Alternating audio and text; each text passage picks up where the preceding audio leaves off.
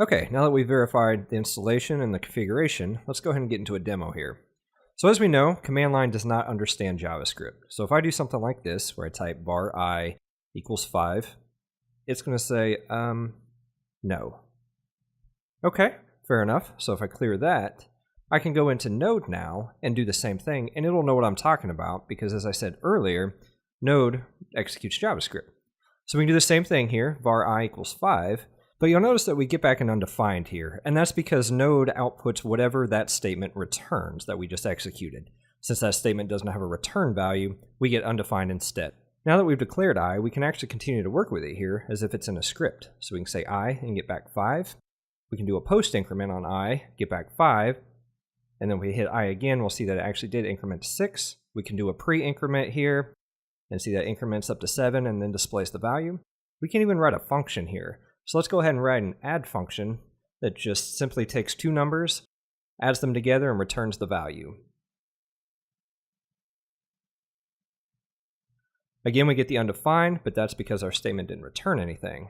Now if we actually execute the add function, we get the expected result. I know this is probably basic stuff to those of you with a Node.js background, but to those of you new to it, I hope you find this pretty cool that you can execute JavaScript via command line. Now you may be thinking, well, that's all cool, Tony Tone, but are we really going to be executing our JavaScript in this manner against our microcontrollers? And my answer to that is no.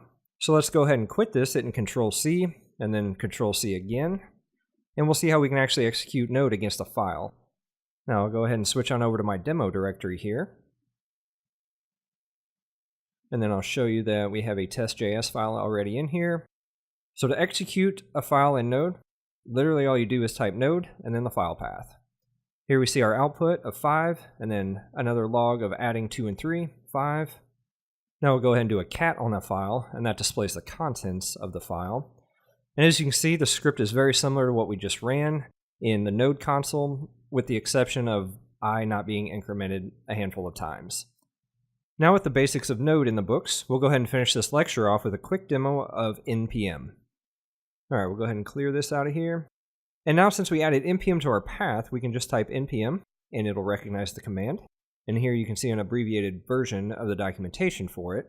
But if you type in npm-l, you'll get a full list of commands that can be used. So we'll scroll up here and you can see it's a very long list. And I actually ran out of buffer, so that's all we're going to see.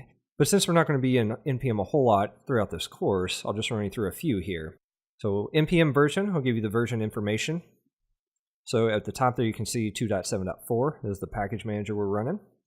And then the most common one we'll use in this course is npm install, and that takes the -g option. So this installs a new npm package. You specify the package name there, and the -g puts it in the global space that can be used for multiple applications. The flip side of that is npm uninstall, which we'll have to do occasionally as well, especially if we installed the wrong package, and then there you just specify the package name just like you did on the install.